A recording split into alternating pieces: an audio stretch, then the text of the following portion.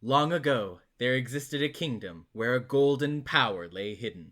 It was a prosperous land blessed with green forests, tall mountains, and peace. But one day, a man of great evil found the golden power and took it for himself. With its strength at his command, he spread darkness across the kingdom. But then, when all hope had died and the hour of doom seemed at hand, a young boy, clothed in green, appeared as if from nowhere. Wielding the blade of evil's bane, he sealed the Dark One away and gave the land light.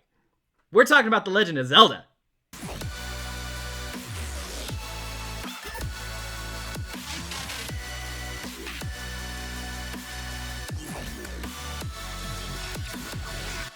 What's up, everybody? Welcome to 3VO, where we're all on the same team. I am one of your hosts, Brenden. And I'm your other host, Jordan. And today we're going to be talking about one of my all-time favorite video game series ever. It's The Legend of Zelda. Reppin'. And specifically, we're going to be talking about the latest installment in the series, which is Breath of the Wild. Before we get started in on that, though, hey, Jordan, how the heck are ya? I've been doing pretty good, man. This was an interesting week for me for this episode, since I am incredibly unfamiliar with all things Zelda. So it was doing a lot of quick catch-up to try to get myself familiar, particularly with this game. Well, that's okay. I have enough enthusiasm and love for The Legend of Zelda for the both of us, so I can tell. Yeah, it's just my episode. It's fine. if there is specifically one game, like Brendan does have a pretty good knowledge of like video games and stuff like that, but if there's one like series in particular Brendan knows his shit on, it is Zelda. I feel like you set me up to totally fall on my face knowledge-wise later. So no, I don't know. I don't mean to imply that like he knows everything about it. I mean, like, if there's something he can talk with the most authority on, it is Zelda. Well, thank you, Jordan. What are you up to recently? What have you been playing? So I'm literally in the last 5% of the first Kingdom Hearts game. Ooh. I'm fighting. I'm mixing it up. It's not Xehanort. It's Ansem. At the end, I think. Yeah, so I'm in. If you're familiar, I'm in that last fight. So I got back to my dumb little island where it's all messed up now. Right. Everything's bad now. Yes. And I got there and I fought him the first time with Donald and Goofy. I fought him again without on my own, which took me 2 days. Took me 2 days to do the second fight because all my shit got used up in the first fight. So I had nothing. Yeah, that sounds about right. Is this the one where you're fighting him in the dome? Kind of, yeah. There's the half darkness dome that you're kind of in. Yeah, okay. Yeah. I mean, yeah, it's that one with the weird demon darkness creature he has. Yeah. The one that you fought at the beginning of the game, right? Yes. Okay, cool. Yes. It gets worse. Buckle up, friend. No, I know. So I got done with that fight and I was like, oh, thank God, I'm done. And then nope. Sora and Donald and Goofy fell into darkness.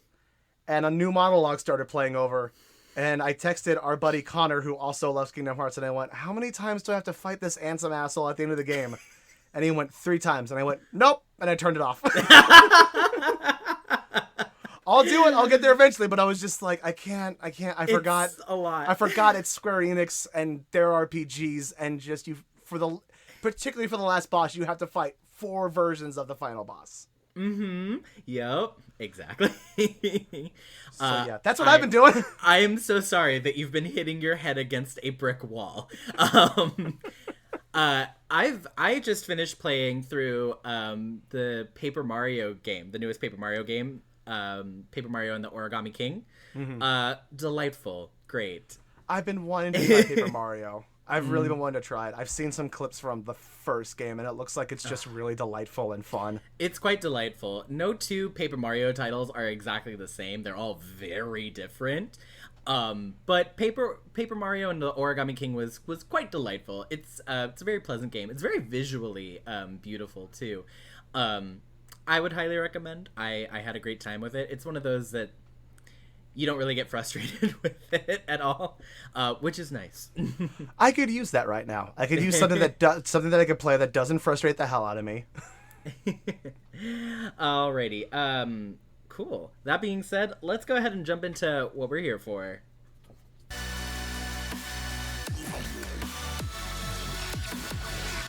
let's dive into our main quest here and talk about The Legend of Zelda Breath of the Wild. Jordan, you already talked about your experience with Breath of the Wild a little bit, but what about your experience with Legend of Zelda in its entirety? Anything? Yeah, I've never beaten a Legend of Zelda game. I've started. Okay. Ages and ages ago, I started Twilight Princess. And just got stuck at one point. I liked it. I remember really, really liking it and just kind of falling out of play. Because that was the one that was on the Wii, right? Like the original Wii? Yes, and the GameCube. They released it for both consoles. Wish I had it on the GameCube because the reason I stopped playing was because I hated the Wii. And I hated the motion controls. I completely understand. I played that title on the GameCube first as well. And when I went to replay it, I tried it on the Wii and was equally as frustrated by the motion controls. Cool concept, but like, I love the idea behind it, but yeah, it was just that I could do a whole episode on my issues with the Wii as a console itself. All right. Well, that being said, okay, so you played a little bit of Twilight Princess, but not much else, right? No, because I was not a Nintendo kid growing up. My consoles I had the original Nintendo, then I had a Sega Genesis, and then I really didn't get anything new until I got a PlayStation. Oh wow. Okay. Yeah, so I've missed like a bunch of like Nintendo titles and stuff like that. I was never a Mario Kart kid. I never beat Super Mario 64, and so definitely missed the whole Zelda train that happened back in the day. Yeah, that would have been... Okay, yeah, that makes a lot of sense. Okay, well, I'm sorry that you had such a terrible childhood, but... It does suck because like I do talk to people about, particularly with Zelda, and there's so much love for the games that I do sometimes feel like I'm missing out. It's... Man, So the first Legend of Zelda game that I ever played was Ocarina of Time. And I remember being like, I must have been like 6 or 7, super itty bitty. The Nintendo 64 at that time was still relatively new, so it was like pretty like a big deal, at least to me, because video games were still really new. And having the Ocarina of Time was so cool because it was like as close to an open world game could be at that time.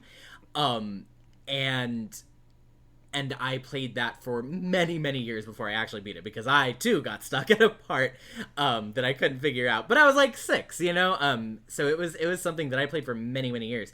And then, I mean, that's just where my love of it grew, because I can literally remember being barely big enough to hold the controller and sitting down and, like, trying to beat, like, these enemies and stuff. It's very nostalgic for me. So then, let me just kind of discuss a little bit about the idea behind The Legend of Zelda for you, and for maybe anybody else that's listening that doesn't entirely know about the series or know what its deal is. So, the Legend of Zelda series is a series of video games that follow you could say that follows the, like, reincarnated soul of the hero of time, whose name is Link. He's the main character in all of the Legend of Zelda titles. And there's also a recurring sort of cast of characters that appear in many different reincarnations over time. And the story always centers around Link and how he saves the day, essentially, for the Kingdom of Hyrule by teaming up with the princess, whose name is Zelda, and defeating the evil Ganon, or sometimes it's some other villains, but most of the time it's Ganon or Ganondorf, or a reincarnation of him. So Breath of the Wild focuses on a reincarnation of Link, and he's just reawakened from this 100-year rest that the princess actually put him into so that he could recover from these wounds, because there was this great war that was happening because Ganon was growing more powerful and taking over the kingdom. So Zelda socks him away in this resurrection shrine, and it's 100 years later, and that's where you start the game. Is like, you've got to get powerful again, you've got to defeat some bad guys so that you can take out Ganon and save the princess, essentially. So for full disclosure on my end, like I said, I haven't really played any Zelda games, but I did watch a full playthrough of Breath of the Wild with the YouTube channel Game Grumps. They did a wonderful playthrough of it, which I really liked because one of the guys on there's name's Aaron Hansen. He's very knowledgeable when it comes to video games, so there was a lot of cool discussion that happened in it too. The thing that immediately always kind of like was an interesting aspect to me for Breath of the Wild in particular as a Zelda game was the introduction of technology. And Yeah. essentially like modern technology, because for the lack of a better way to put it, he essentially walks around with an iPhone.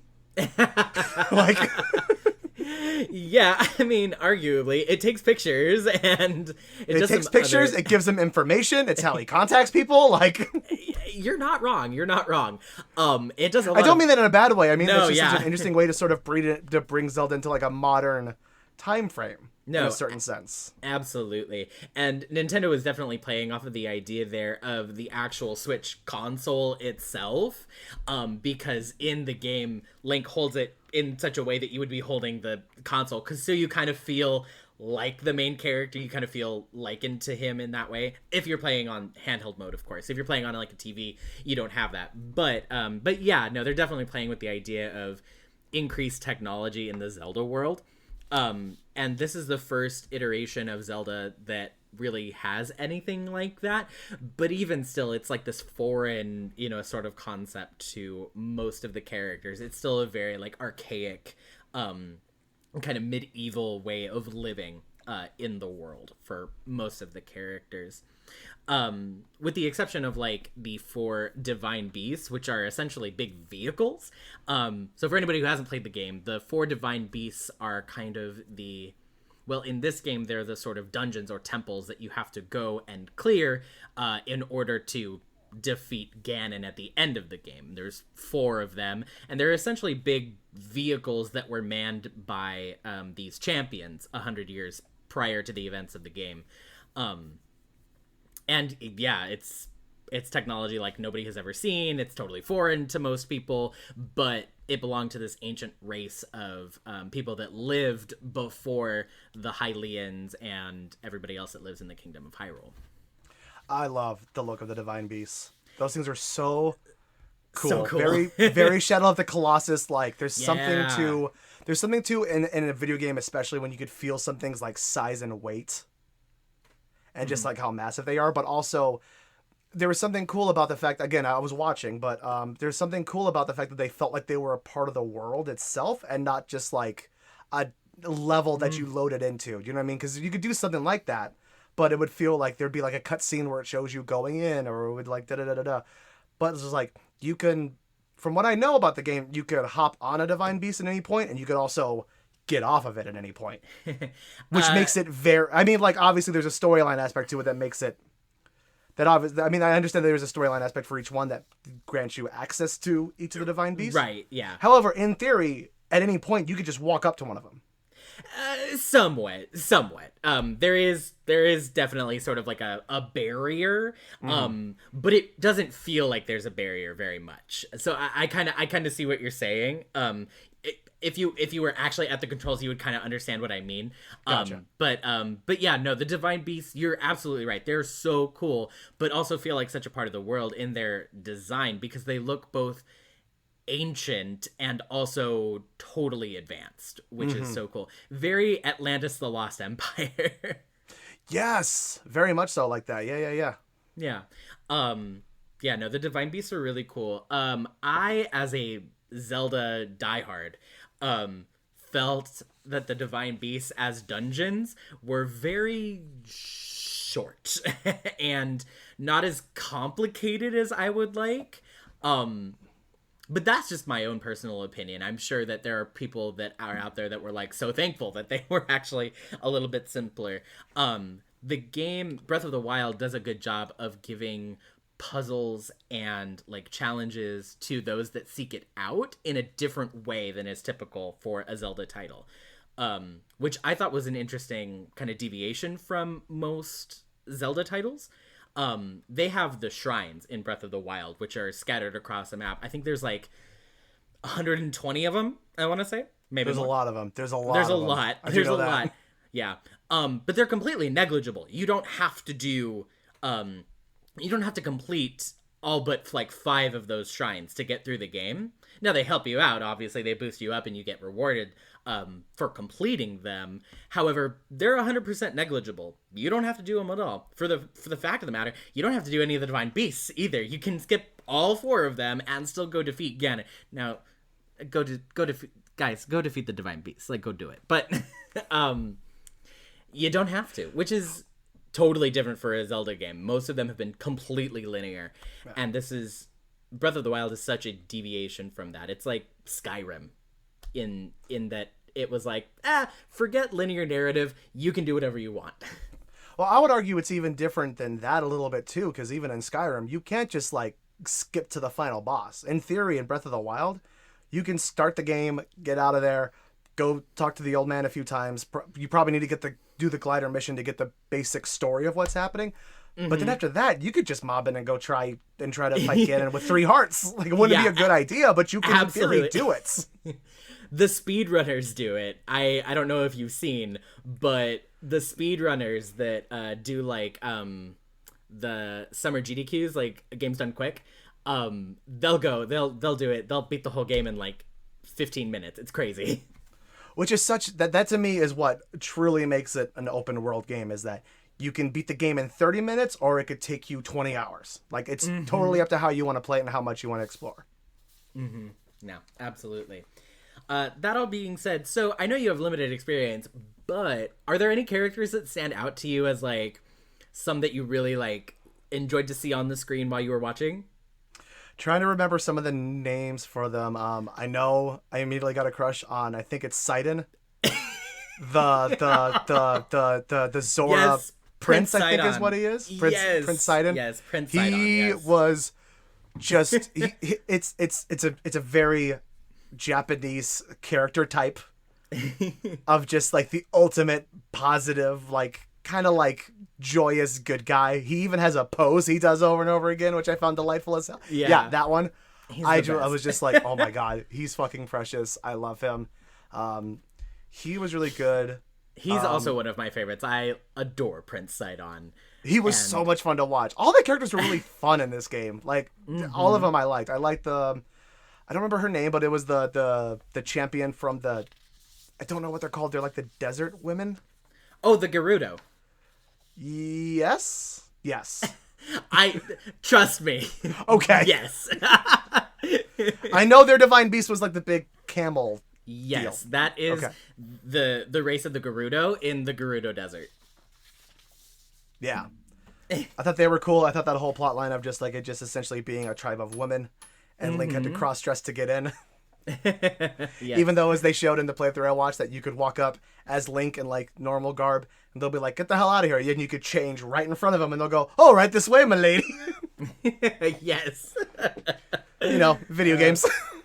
Yeah, it's interesting that you bring them up as a race of women. So this is something that is probably missing from your knowledge about Zelda. So allow me, if you will indulge me, Please do. a history lesson. So in many different reincarnations of the big bad guy Ganon, he is born into the Gerudo tribe.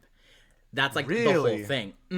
So the thing with the Gerudo is that they don't have 0 men born into their society. It's that they have one born into their society once in a great while. It's usually a span of like 100 years. Oh, wow. And that person is designated as the king of the Gerudo. I see. Right. Okay. So like in the Ocarina of Time storyline, which we're not here to talk about today, but allow us. In the Ocarina of Time storyline, he is the king of the Gerudo, and he's actually, you see him as young Link in Ocarina of Time. You see him like pledging allegiance to the King of Hyrule. Even though he's gonna try to overthrow the kingdom and all of that later on. But yeah, no, he's like a guy. He's a Gerudo. Oh wow, that's interesting. Yeah, didn't know that. Yeah. It's sort of touched on a little bit in Breath of the Wild when you free the divine beast from the Gerudo Desert, the big camel, and you free the spirit of the champion, Urbosa. She has like a little monologue at the end when like the divine beast is going to where it's going. She says something to the effect of, oh, that like the spirit of Calamity Ganon has in the past reincarnated as a Gerudo, so it's personal. Yeah. I remember that. Yeah. And it's a little gotcha. thing.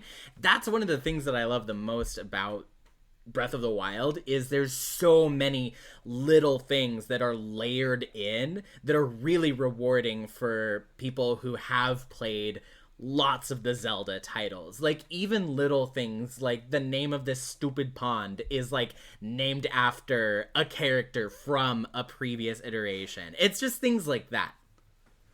That's fun. Yeah. Or like the Divine Beasts. Those are all named after significant characters from the past. Really? Mm-hmm. Okay, Yeah. that's cool. So like Divine Beast Varuta, who's the Zora's Divine Beast, right? She's named after Princess Ruto, who's the princess of the Zora in the Ocarina of Time. Oh, okay. Yeah, it's little things like that. There's a cool thing that I do know about with the Zelda series is that there's a bunch of stuff. There's a bunch of little like tie-ins. Mm-hmm. Like not necessarily like story to story, like not everything's like a direct sequel and whatnot, but there's little things that kind of like create a loose linear path, I guess. Somewhat, yeah. Because there was one game that, to put it in a lack of a better way, but essentially announced that everything was in some way sort of tied together, right? Okay, so it's there is like a Zelda timeline, which we could do a whole episode talking I was gonna say, about. do we just need to do a whole episode on just explaining the Zelda timeline?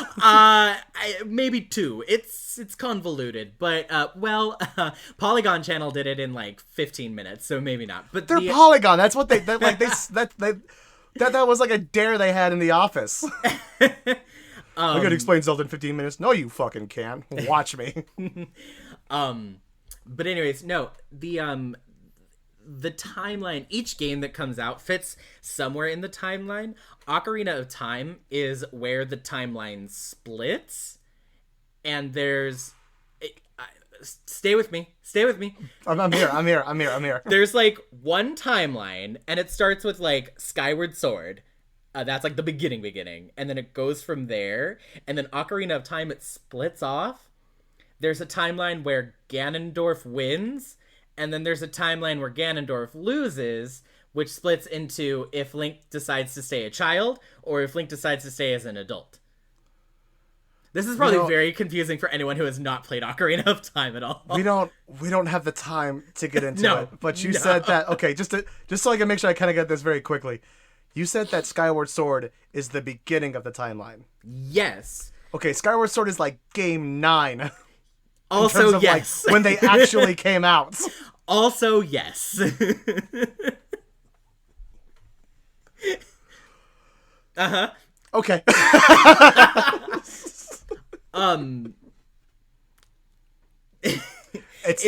It's one of those things. It's one of those things. Like I said, we could do a whole episode where I explain the timeline to you, and that might be wonderfully hysterical, but we don't have time for all of that now. It would just be 45 minutes of you talking and then me going, okay, wait, hold on. Just hold on. Let me... Me, like, trying to keep it together. Yes. Anyway, so Breath of the Wild, I actually don't know where it fits on the timeline. I think arguably it could be pre the events of Ocarina of Time, but I don't think it's officially been placed in the timeline. My guess with the way that they talk about it would be that it would... This would be my guess, and you could tell me if you know more. After. It's gotta be after. My guess would be, you could tell me if you know more and if I'm wrong. My guess would be it would have to be the most recent incarnation, technically, because they talk about the fact that this has...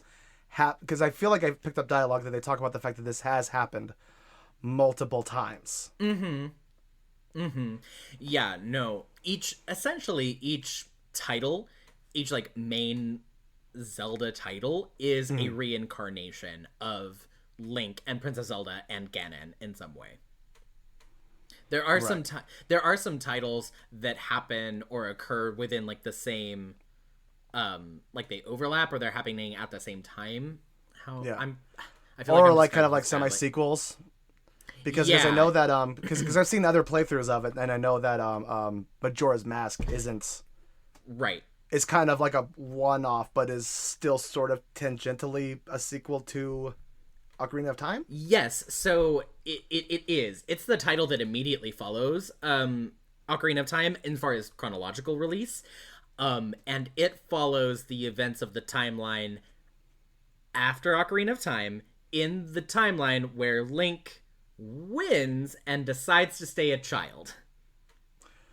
We can't. We have to get back to the game we were talking about. We can't keep doing this. I know. Can't. Okay. I don't want to get into the whole thing of decides to stay a child. It's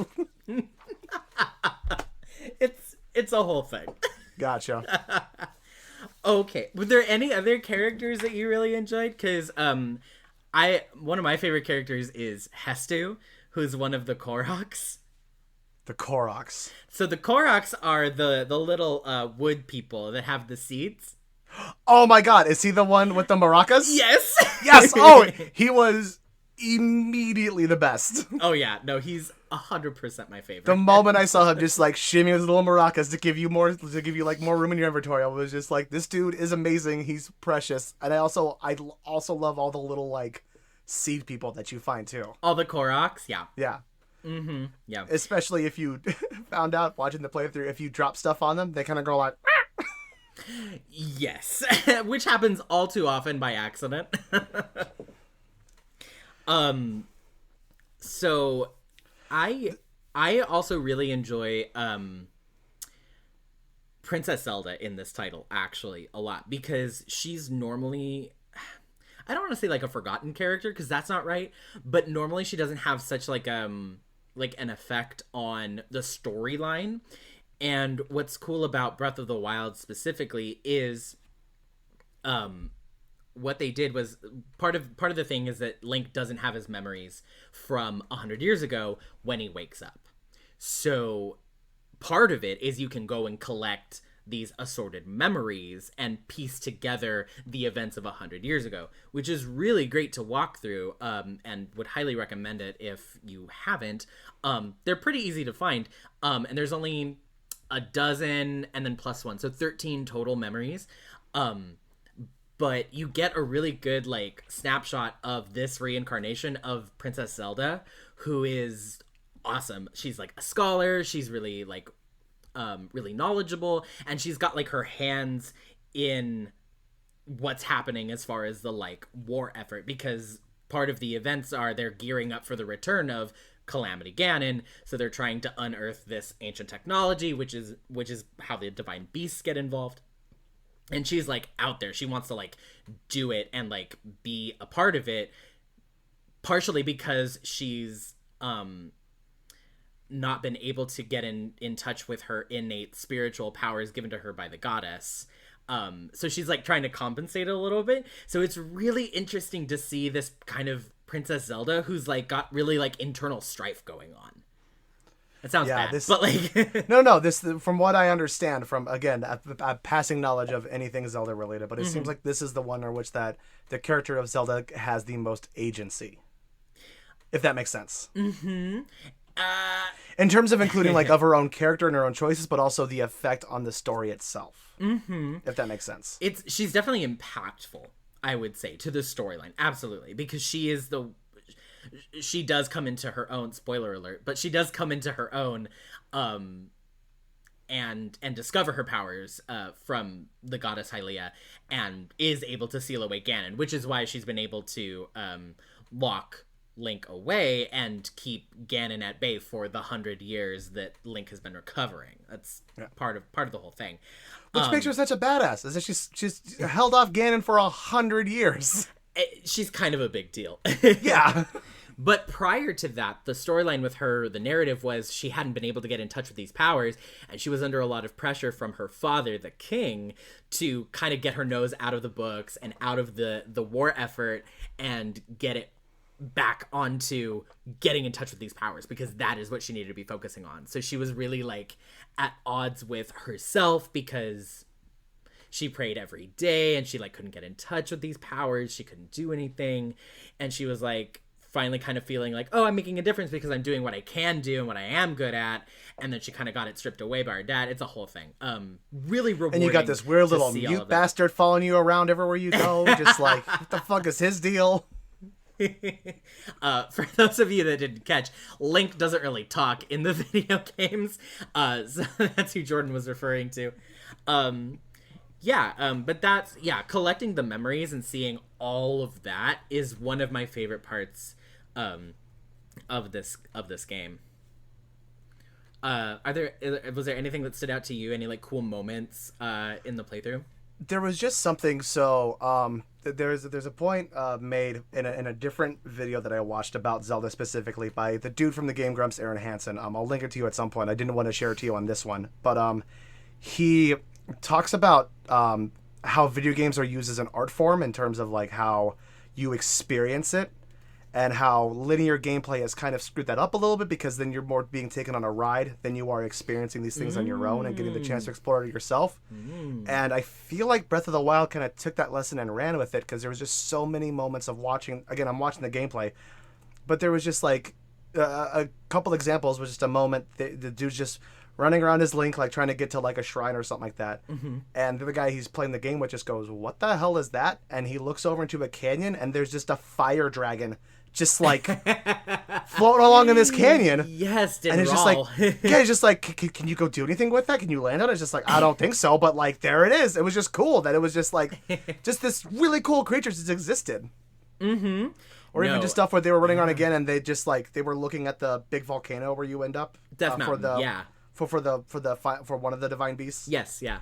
And it's just like he just zoomed in on it, and you could just watch this thing just crawling along the volcano, and it just exists again. It's just another example of just, yeah, it's a part of the world. It exists in the world. It's just like stuff like that of the way, and even just the simplest thing of just like how, like again, like you could start the game and just go fight Ganon, or you could just like you could probably waste 12 to 15 hours at least just exploring the world and looking at things and trying things out and going to shrines or finding the memories and stuff like that. Was just like, it truly made a really good example of just like, this is of really utilizing a video game as a different art form than like music or TV or film.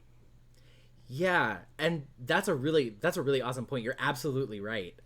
It's immersive in that way, and it's completely open world. You can go anywhere and do anything pretty much, and if you can climb up to that rock, you can climb up to that rock, and you can look at the view and everything else, and you can discover things that you hadn't seen before, like dragons and other creatures. There's things that I'm still discovering, and I've played through this game twice, and there's still areas that I haven't seen before, shrines that I haven't collected, creatures I haven't seen, pictures of, rocks that I haven't taken, because there's a whole camera thing. But yeah, no, absolutely, totally immersive, totally expansive, totally rad. That should be the tagline. Yeah, totally rad. And just the look. I love the look of the game. Yeah. I just like, I know Nintendo is always, for their title specifically, are always pretty on point when it comes to aesthetics. But just like, for some reason, the look of Breath of the Wild just like really, really catches me. It's just such a gorgeous looking game. And the design of everything is just like, it's so, like, sometimes I can't think of an example, but sometimes you'll play something and you'll see something in the world and you're like, the design doesn't fit for some reason. Doesn't mesh. Just like, it doesn't mesh. Yeah, like every enemy, every weapon, every rock, it looks perfect for the way the game looks. I would have to agree with you there.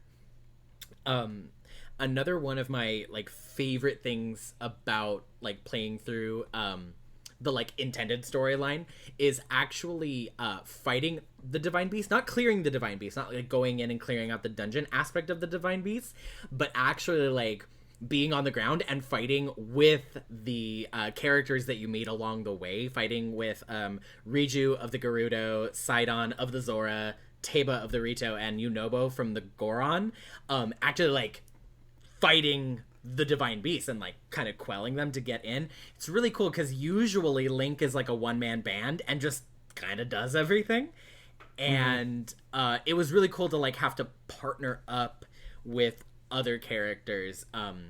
It just made you feel more attached to that like portion of the journey, I felt. Yeah, and that each one really had like its own sort of like journey and plotline to follow throughout too. It wasn't just like, because again, I've passing knowledge, but from what I've seen in other Zelda games is that it's like, it's sort of, even if it does kind of have that aspect of like the Gorons and the Zoras and stuff like that, it's sort of show up, get a monologue about the people, and then go do the quest. Yeah. It's like this. I mean, that's partially like due to the time of game design and how things were done back then. So I'm not like knocking it. I'm just saying it was kind of nice to see it feel a bit more immersive this time around. Yeah, absolutely. Absolutely. Okay, so I have a question. I don't know if you saw in your studies, but did you get to see any of the like the DLC with like the Master Trials or the Champions Ballad questline stuff? It was there. I didn't get to check out the DLC at all though. Okay, that's okay.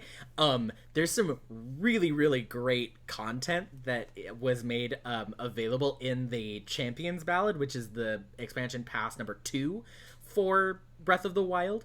There's a whole lot of quests that are opened up as a result of it, and like a bunch of new shrines.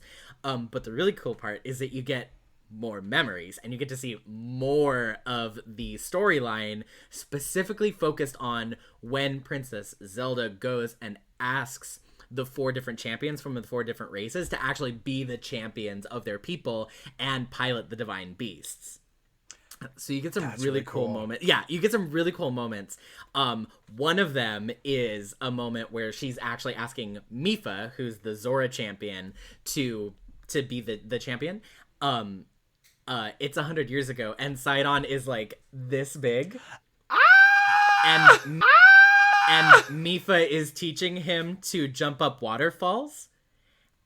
You have to go watch. Okay. Well, here's the thing. I'm not gonna go watch because in watching the gameplay in prep for this episode, it really made me want to play the game. So I'll be getting myself a copy of Breath of the Wild here at some point, and I'll be playing through it. It worked. No. This was the plan the whole time. This is why you wanted to do the podcast. Yep. This was just okay, guys. 2 episodes. We're done. We're not doing any more. He just wanted me to play Breath of the Wild. That's funny. No, but I mean, if you want to see Sidon this big going ding, 100%. Go do it. Got it. On that note, the DLC, I think is pretty worth it. There's some really cool things that are in the first expansion pass that are made available. You have the whole Master Trials, which are like this really cool series of challenges that are made to help you make the Master Sword, which is like the ultimate weapon in the game, help you make it even better and have it be like full powered all of the time. Oh, okay. Yeah, which is a really cool thing. But it's these, it's like 3 different challenges. It's like easy, medium, and hard. And you have to go through all 3 of them to fully power up the Master Sword. And when you're in a level, you can't die, or else you have to start over. And they take everything away. That's the other thing. Shit. They take all of your equipment, all of your armor, all of your weapons away. And it's just you and the stuff in the challenge. Oh, there's an island like that in Breath of the Wild that you can do. Yes. Yeah. It's just like that island, except you're in shrine territory. So it's set up kind of like a shrine. Ooh. Yeah. It's really cool, actually, and it's very challenging.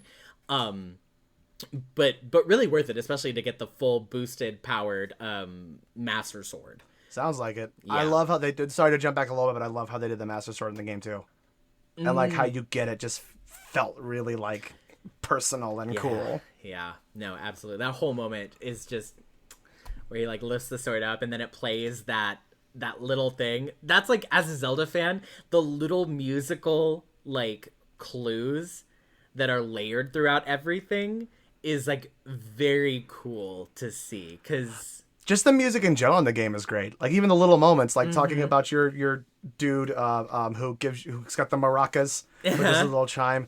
Even just like, I found myself delighted by the music but not even the music technically, it's the sound, but the sound when you're cooking food. Yes. Was just this level was like, and I was just like, this is everything about this game was just so thoroughly thought through. Absolutely. But even the actual like musical moments, less Foley, but even like the musical moments, there's almost a vocabulary of musical like like clips that has been established for Legend of Zelda if you've been playing it over the years. So it just it takes me back to that time when I was a kid and I was playing through, even like opening a chest. Everybody knows this sound, the doo-doo-doo-doo, like that is the chest opening sound. That's always been the chest opening sound. It always will be the chest opening sound. Or the like you got a new item, like similar thing. It's the same sound. It's really cool to have those moments be like unblemished almost in that aspect. Yeah, it's sort of kind of, it seems like it kind of took that as a way, it kind of took that and went like, look, the people who've been playing this for years and years and years know what this is, so we don't need to like stop for it. Like, people know. Yeah. You know what I mean? Yeah.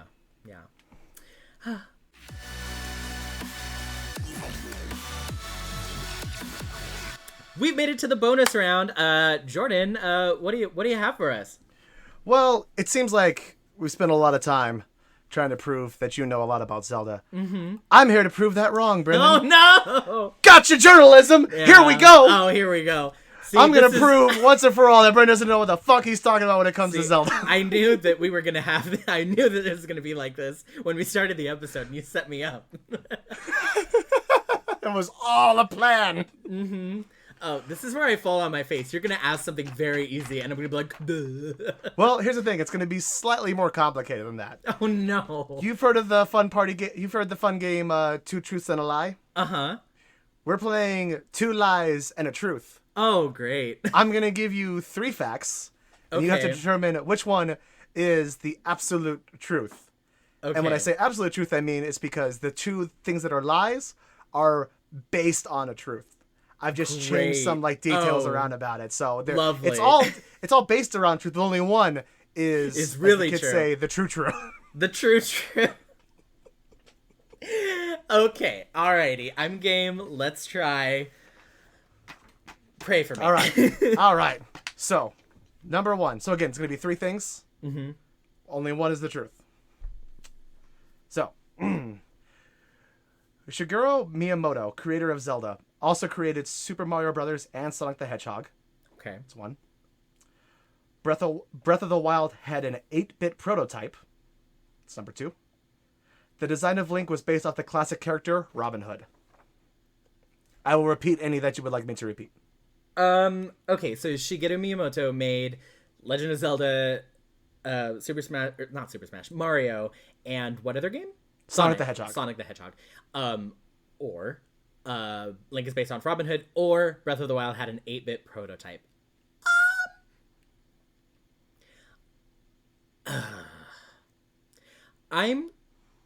These like are all feasible. I think the first one is only partially true. I don't think he made Sonic. That sounds bad. That sounds wrong to me. Bad. Link being based off Robin Hood sounds plausible, but also totally wrong. And Breath of the Wild having an 8-bit prototype, like, why bother? I'm gonna go with Link is based on Robin Hood. Final answer. That's the truth? Yes. Incorrect. Of course. Link's looking design was actually based off of Peter Pan. Peter Pan? Yeah. Okay. Now, talking original design, like that first game. Way back. Very first game. Yeah, Okay. going way back. Okay. The truth is actually that Breath of the Wild had an 8-bit prototype. See, okay, I was right about Shigeru Miyamoto, because I know he's Zelda, but... He Mario and Donkey Kong. Donkey Kong. Okay. Was the truth. See, Yeah. that sounded like one that you had changed the details about. Okay. That was so that was. So it had an 8-bit prototype? I looked into a little bit, but yeah, it was essentially just an 8-bit prototype to kind of go, here's the idea of the open world we want to do. Huh. Okay. That's a big Nintendo thing, is that they'll do like a smaller concept to make it work. Like a good example is Mario 64. Have you ever gotten to the part where you chase the rabbit around, like one of like the little rooms? Yeah. That was the original concept. Was just like, can you just make Mario running around chasing something fun? Oh, And so interesting. that was the original concept, and then they just took that and ran with it. They left it in as like an Okay. Easter egg. Gotcha. Okay. All right. Interesting. So thus far, not the Zelda mastermind that we thought you were, Brendan. Wow. Okay. That was a hard one. Moving on to the next one. The world record for beating The Legend of Zelda, Game 1, is 15 minutes and 32 seconds. Okay. Zelda was named after author F. Scott Fitzgerald's wife. The franchise has been on at least 7 consoles to date. Okay. The one about the world record sounds totally feasible because that game is broken as hell. The second one, I actually know this detail. It's not. It's his daughter. Oh, now I'm not sure. Oh wait, no. Oh, God, what's the detail? No. I'm mixing up my trivia. Because oh God, what's his name? We were just talking about him before we started. You talking about Robin Robin Williams, Williams. his daughter Robin Zelda? Williams. His daughter's name is Zelda, and it's based off the video game. So maybe I'm messing that up. Maybe it is his wife. What was the third one? The franchise has been on at least 7 consoles to date. 7 consoles. I'm all Super Nintendo or NES, SNES, GameCube, Game Boy, many Game Boys. Do those all count? It does include this fact does include the handheld Okay. versions. So that's like Game Boy, Game Boy Color, Game Boy Advance, Game Boy Advance SP, DS, 3DS. That's like 6 right there. And I know because I played them on all of those. Is the fact only 7 or 7 or more? I'm not giving you any more details than that. Okay. Gosh.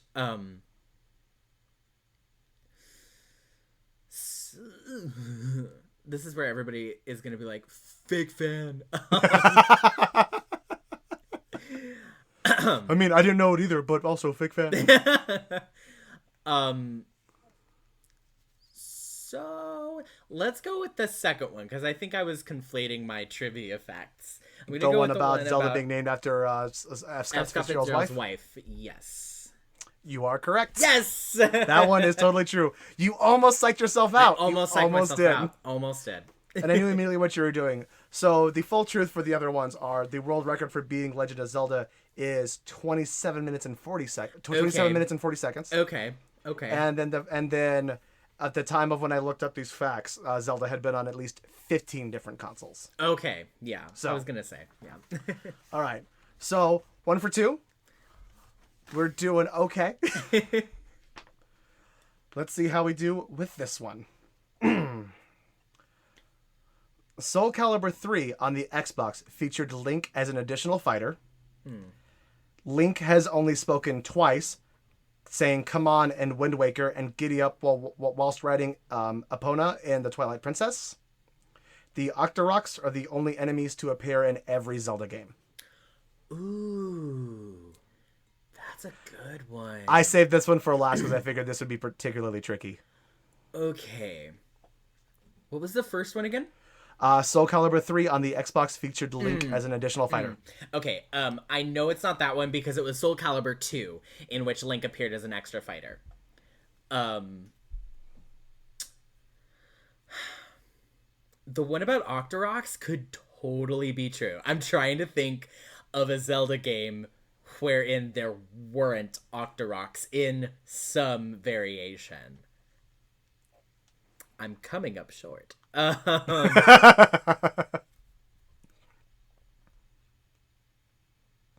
Yeah. Okay, what was the second one? Link has only spoken twice, "Come on" and Wind Waker, and "Giddy up" whilst riding Epona in the Twilight Princess. He does a lot of he does a lot of sounds in like. I'll give you this. This fact does exclude just like the general "ha" and stuff like that. This is Okay. like actual. He says words. I mean, the thing is like as somebody that's played a lot of the games, one of the things is like Link doesn't talk. So like even when you say like he says "come on" in Wind Waker, I don't know, to me it was always more of a sound that kind of sounded like, come on, but not really. So it's like, it makes me think that there might be more iterations, like, or more like instances where people think like, oh yeah, that's him talking, or like that's him saying words. But I don't know. I'm gonna go with the one about Octoroks, because I think that's a cool fact. I think that there are Octoroks in every Zelda game. So the Octoroks are the only enemies to appear in every Zelda game. That's one you're going for. Yeah. I'm gonna be so wrong, aren't I? That's the lie. Sorry. Is it some other creature? Yeah. So the truth for that one is it's the Staphlos skeleton. Oh, Stalfos. Oh, the Staphlos. Oh, the Staphlos. Stalfos. Stalfos. It's Stalfos. Stalfos. Well, then I spelled it wrong. It's all good. It's all good. But yeah, those are the ones that appear in every Zelda game. The true fact is that he's only spoken twice in Wind Waker and Twilight Princess. I knew it had to be that one. Okay. Yeah. Okay. You were totally right though for the very first one, because it was Soul Calibur 2 and he was the extra character on the GameCube version of the game. Mm-hmm. However, 1 for 3 correct. Fake gamer alert. Fake. We need like Garrett, I need an alarm blaring right now, please. I'm fake. Okay. A hook comes down, pulls you off, and we replace you with just some other host. This was all a test, and I failed. Alrighty. Well, thank you for that fun bonus round.